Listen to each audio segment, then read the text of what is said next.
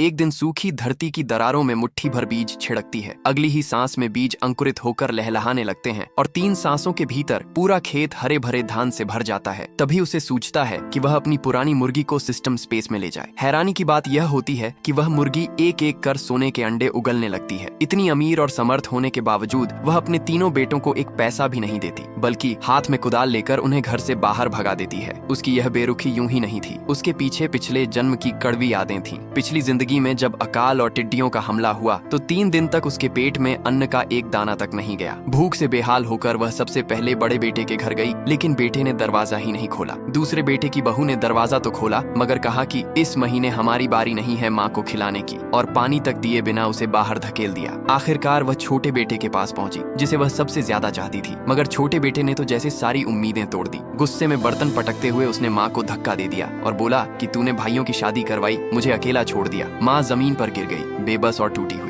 जिंदगी भर अपने बेटों के लिए मेहनत करने वाली औरत उसी दिन घर से बेघर हो गई। जब वह मौत के कगार पर थी, तभी वही बेटी जिसे उसने सबसे कम चाहा था और जिसके बच्चे को खोने में वह कारण बनी थी, एक निवाला लेकर उसके पास आई। तभी उसे समझ आया कि असली गलती बेटों पर आंख मूंद कर भरोसा करना थी। उसे अपनी जमीन जायदाद बेटी को देनी चाहिए थी, मगर किस्मत ने और खेल दिखाया। बहू ने उसके हाथ से अन्न छीना और उसे लात मार दी। उसी वक्त आसमान से टिड्डियों का झुंड उतरा। तभी उसका खून एक पुराने कंगन पर गिरा और उसमें छिपा खेती का सिस्टम जाग उठा। लेकिन वह इसका उपयोग कर पाती, इससे पहले ही टिड्डियां उसे खा गईं। शायद भगवान को भी उसकी मौत पर दया आई, तभी उसे नया जीवन मिला। वह फिर से जागी, ठीक 7 दिन पहले, जब अकाल और टिड्डियों का हमला अभी होना बाकी था। इस बार बेटों की चालाकी को पहचानते हुए उसने उन्हें डांटा और कहा कि अब सारी संपत्ति उसकी बेटी और नातिन की होगी। बेटे भड़क उठे और गांव के मुखिया के पास शिकायत करने पहुंचे, मगर औरत ने चतुराई से खेत खलिहान बेटों को दे दिए और घर, अनाज, बीज अपने पास रख लिए। गांव वाले उसे पागल समझने लगे, मगर उसे पता था कि जल्द ही खेत और फसल टिड्डियों के हवाले हो जाएंगे। इस बार उसने खून टपकाकर कंगन को सक्रिय किया और खेती बाड़ी का जादुई सिस्टम पा लिया। वह हर काम पूरा करती और इनाम पाती।